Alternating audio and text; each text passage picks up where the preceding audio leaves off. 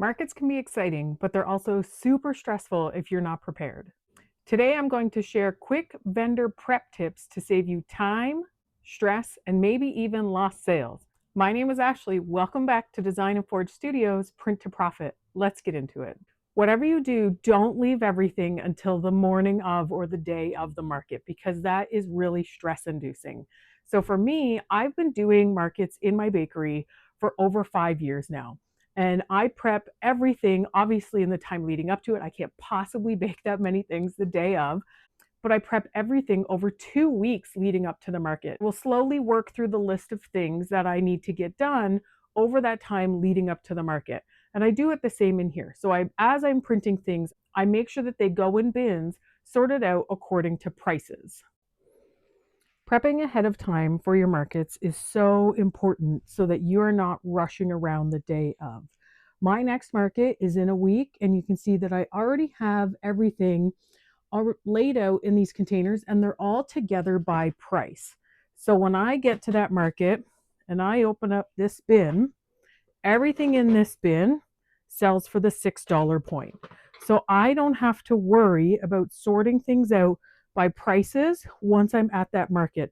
I can just take all of these out, put them in my display container on the counter, and I'm ready to go for those ones. And all the other bins are the same way. Everything is laid out according to price so that I can quickly do it once I get there, and it makes putting my table display together a lot easier. I also prepare these boxes ahead of time. So they have these cute little adopted stickers. It says off to a new adventure. And on my table, I actually have these signs that I obviously made. And I'll put those by the cute little flexies, by the small dragons, that kind of stuff. And I have two different sizes of these boxes that I use. These are obvious. This is obviously for the smaller flexies, and then there's one for the bigger ones. But the parents and the kids both love when their cute little newly purchased items get packaged up in these boxes with the little sticker on it. And especially the parents always comment and say something about the adopted sticker. So just something to keep in mind. Take your purchases up a level at your next market.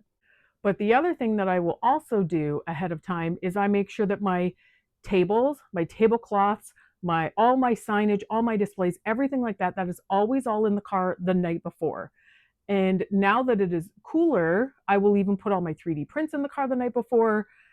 Just something that makes that morning of, especially if you got to leave really early, way less stressful for you. The next tip that I have for you is to make sure that you are ready to take all of the different payments ahead of time. If you haven't watched it yet, go back and watch my last video where I walk you through step by step on how to set up and use Square in your business. It's super easy, and you're going to bring in more sales when you can offer people quick options to pay with a card, whether that's debit or credit. But you want to make sure too that you have a cash float. So get yourself a little cash box and make sure that you have fives, tens, 20s. If you're in the States, you've got ones. We don't have ones here. Ours is all changed. So if you're Canadian, obviously make sure you have toonies and loonies and quarters, but have all the different things that you might need. If you don't need quarters because you don't have anything priced with 50 cents or 75 cents or whatever it might be, then don't get them. But make sure that you have enough of a float that's going to get you through, that you're not running into issues 3 or 4 hours into the market. I've done this in the past with the bakery where you are now running out of money, and maybe you have to run over to other vendors to get change. In the bakery, I have done this before, and it kind of puts me into a bit of a panic because there's more people paying with 50s than what I expect, and I suddenly don't have as many small bills as I need. So get more than what you think you might need, because that's still your money after the market ends, so it doesn't matter. And then tying into the money, I've talked about this before, clear pricing makes your customers more likely to purchase. So use tags, use signs, use labels, whatever it is that you have to do. I've done a video before on how you can make perfect 3D printed price tags to go out on your table. We use a dark colored tablecloth, and all of our price signs are actually made, you would have seen it already, in the neon green background with the white writing. They really pop from our dark blue tablecloth. Next, I also want you to think of what is an eye-catching item that you can have for your people. If you see this giant stitch over here, he actually has a Harry Potter sorting hat on his head because he messed up when he was printing and there's a hole in the top of his head. And I thought, how can I fix this? And those two things combined have actually brought so many people into the booth to look at him.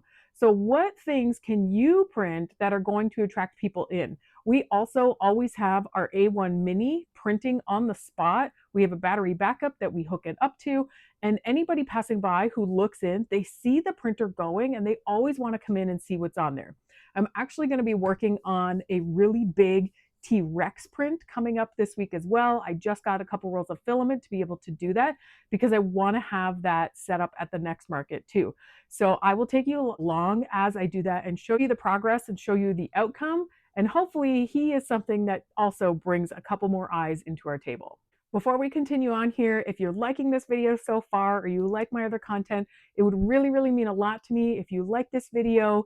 You drop in the comments below something that you need help with in your business. If it's something that I am able to speak to, as I have run a very successful six-figure home bakery for over 5 years now, I will use that business experience that I have to help all of you grow in your 3D printing businesses, as I am using that bakery experience to grow my 3D printing business. But hit that like and give us a subscribe if you want to be able to see all the future videos. After this one, we will continue to show our lead up to the market next week, and I will take you through that market itself. And then I'll actually come back and tell you how we did in that market and any way that we can improve for next time. The next thing that it's great to have for the market, and I learned this early in the bakery, is have like an emergency kit essentially.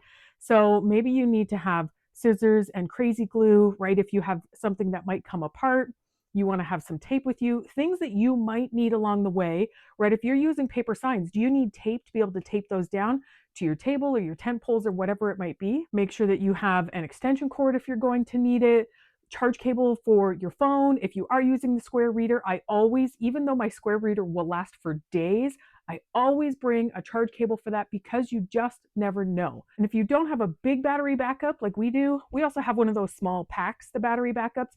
Bring one of those as well. That you'll be able to use to charge your phone, to charge your square reader, whatever you might need. But always have those things as a backup just in case something goes wrong. You might not need them, and that's so fantastic. But if you are at the market and you're not at home where you can easily access those things, you want to be able to have them with you so that it doesn't cause you any stress on the spot. Finally, think of what you want to pack to make sure that you stay energized throughout the day. You don't want to be 2 or 3 hours into the market. You can't leave your table to go get a drink or to go get food, and you're just kind of starting to feel a little bit tired, maybe a little bit cranky. I don't know about you. I get cranky when I don't eat. My husband will definitely tell you that I get cranky when I'm hungry. So make sure that you have things with you that are going to help power you through the day. Bring lots of water. If you're somebody who needs pop or energy drink or whatever to kind of lift you up, bring those things with you, but bring snacks as well, and bring good quality snacks. Bring nuts, bring the things that are going to help to carry you through. Make yourself a proper lunch so that you're going to be able to have that energy to stay positive when the customers are coming up to your table. Because like I've said in previous videos, you want to stay standing and you want to stay engaged with people at all times. That's what's going to help to bring the people into your booth and not have them feel like they're bothering you. So those are my top market prep tips. Which one do you currently always use? Or maybe which one will you use next time you're preparing for a market? Drop it in the comments below and let me know. Don't forget to give us a like and a subscribe so that you can see the rest of this lead up to the market, as well as the setup at the market and how we do post-market. Thanks for watching, and until next time, happy printing!